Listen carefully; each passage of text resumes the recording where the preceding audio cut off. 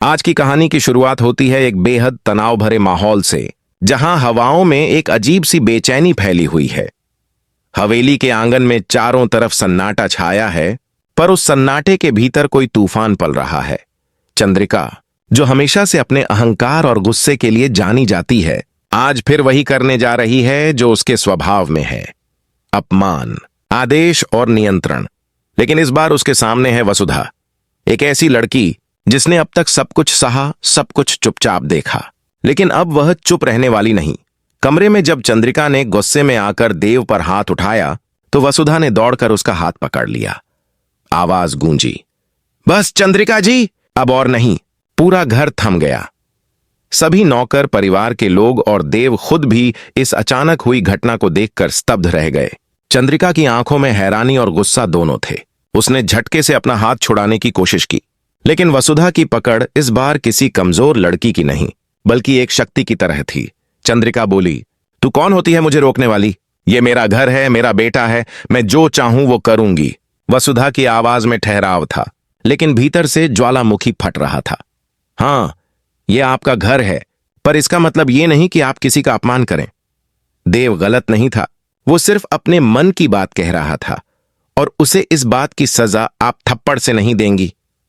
देव, जो अब तक मां और वसुधा की बातों के बीच जकड़ा हुआ था, अब कुछ बोल भी नहीं पा रहा था। उसकी आंखों में मिश्रित भाव थे, कृतज्ञता, शर्म और हैरानी। उसने कभी नहीं सोचा था कि वसुधा उसके लिए इतनी मजबूती से खड़ी होगी। चंद्रिका ने ठंडी आवाज में कहा, वसुधा, तू भूल रही है अपनी हद। जिस दिन मैंने तुझे इस घर में कदम रखने दिया, उस दिन मैंने तुझ पर एहसान किया था, और आज तू मेरे बेटे के लिए मुझसे लड़ रही है। वसुधा ने सीधा उसकी आंखों में देखा। एहसान? नहीं चंद्रिका जी, आपने मुझे यहां इसलिए रखा था ताकि मैं आपकी शर्तों पर जीऊं, आपके आदेश मानूं। लेकिन मैंने कभी नहीं सोचा था कि एक दिन मुझे आपके बेटे की इज्जत बचाने के लिए आपसे ही लड़ना पड़ेगा। आपने मुझे सिखाया था कि औरत को कभी झुकना नहीं चाहिए, और आज मैं वही सीख आपको वापस कर रही हूं। वसुधा की बातों से चंद्रिका के चेहरे पर तिलमिलाहट साफ झलक रही थी। उसने कमरे की चीजें फेंकनी शुरू कर दीं, आवाजें गूंजने लगीं, लेकिन वसुधा अपनी जगह से हिली नहीं। उसके चेहरे पर एक अजीब सी शांति थी, जैसे वह किसी सच्चाई की तरफ बढ़ रही हो। इसी बीच देव आगे बढ़ा और वसुधा के सामने आकर बोला, वसुधा, तुम क्यों अपने लिए ये सब सह रही हो? मेरे लिए तुम्हें ये सब झेलना पड़ रहा है, ये मैं बर्दाश्त नहीं कर सकता। वसुधा मुस्कुराई, देव, जब सच्चाई की लड़ाई होती है तो दर्द भी सम्मान बन जाता है। आज मैं सिर्फ तुम्हारे लिए नहीं, उस सच्चाई के लिए खड़ी हूं जिसे हमेशा दबा दिया गया।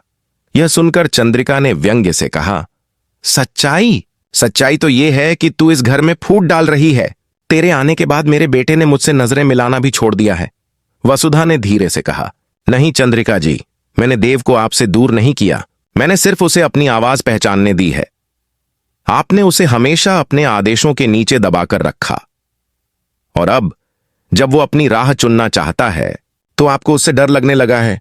वातावरण में तनाव इतना बढ़ चुका था कि नौकरों ने कमरे के बाहर इकट्ठा होना शुरू कर दिया। सबको लग रहा था कि अब कुछ बड़ा होने वाला है।